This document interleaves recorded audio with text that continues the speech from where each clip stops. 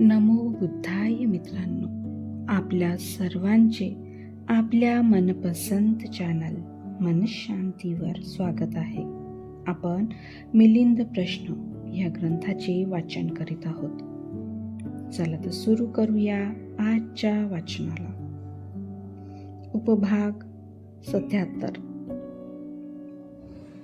काळ, मृत्यू आणि अकाळ मृत्यू.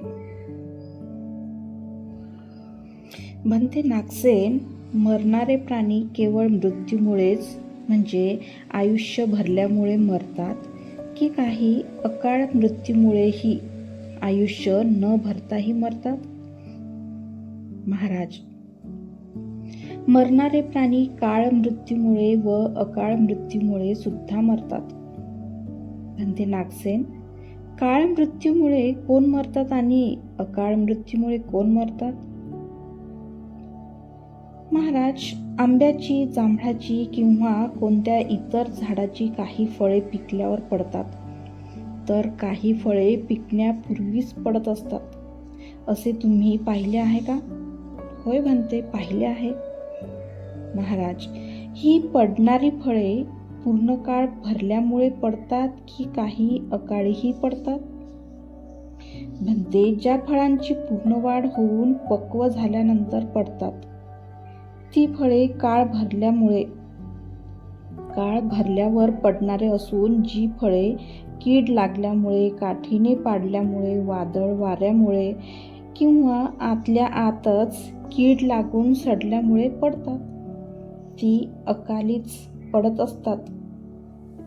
महाराज, याचप्रमाणे जे म्हातारे होऊन मरतात ते आयुष्य पूर्ण झाल्यामुळे काळ मृत्यूमुळे मरत असतात आणि जे आपल्या दुष्कर्मामुळे, अधिक धावपळ केल्यामुळे किंवा अधिक कामाच्या दगदगीमुळे मरतात, त्यांच्यावर अकालीच मरण ओढवले असे समजावे. भंते, जे दुष्कर्मामुळे, अधिक धावपळ केल्यामुळे, म्हातारपणामुळे मृत्यू पावतात त्या सर्वांचा काळ मृत्यूच ठरतो का त्यांचे आयुष्य पूर्ण भरते आणि ते मृत्यू पावतात? जे आईच्या उदरातच मरतात त्यांचा तेवढाच काळ समजला पाहिजे. यामुळे त्यांचा सुद्धा काळ मृत्यूच ठरतो.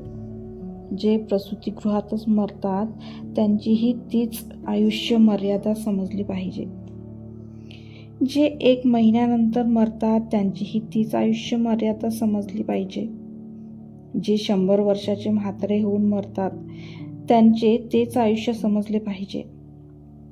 भंते नागसेन, याप्रमाणे पाहिले असता कधीच कोणी अकाल मृत्यूने मरत नसतात.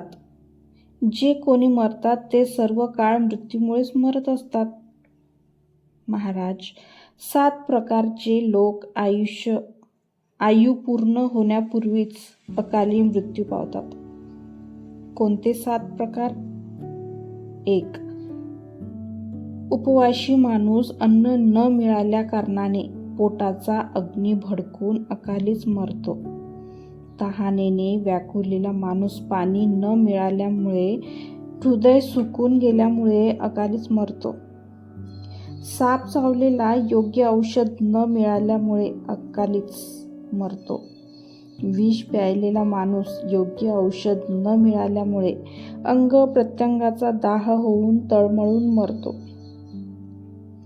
अग्नीत सापडलेला माणूस कोणी आग न विझवल्यामुळे अकालीच मरतो. पाण्यात बुडालेला माणूस वाचविणारा न मिळाल्यामुळे गुदमरून अकालीच मरतो आणि शस्त्राने घायाळ झालेला माणूस चांगला निष्णात वैद्य न मिळाल्यामुळे अकालीच मृत्यू पावतो. महाराज, 7 प्रकारचे लोक आयुष्य पूर्ण न भरताच अकाली मृत्यू पावतात.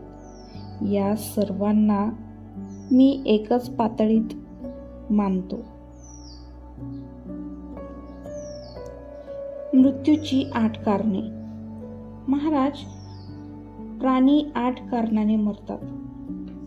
वायू भडकल्यामुळे, पित्त बिघडल्यामुळे, कफवृत्तीमुळे, सन्निपात झाल्यामुळे, हवामान बिघडल्यामुळे, आचार विचारात फरक पडल्यामुळे, एखाद्या बाह्य कारणामुळे आणि कर्मफळामुळे.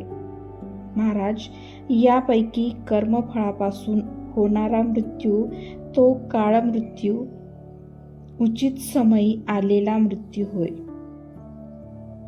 बाकीचे वेळेपूर्वीच अकाली येणारे मरण समजावे. म्हटले सुद्धा आहे की भूक, तहान, सर्पदंश, विष, अग्नी, पाणी आणि शस्त्राने अकालीच मरण ओढवते.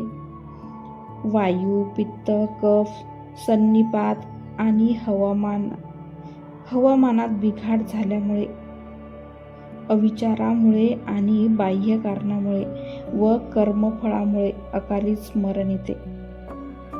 महाराज, कित्येक लोक आपल्या पूर्वजन्मी केलेल्या अनेक पापकर्माच्या फलस्वरूप मृत्यू पावतात.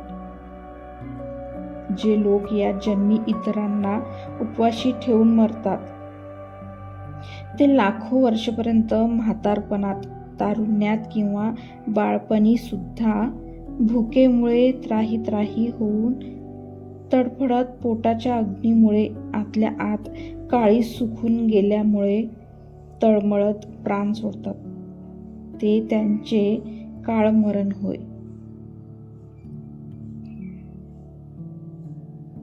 मित्रांनो, आजचे वाचन आज आपण इथेच थांबवूया. धन्यवाद. नमो बुद्धाय.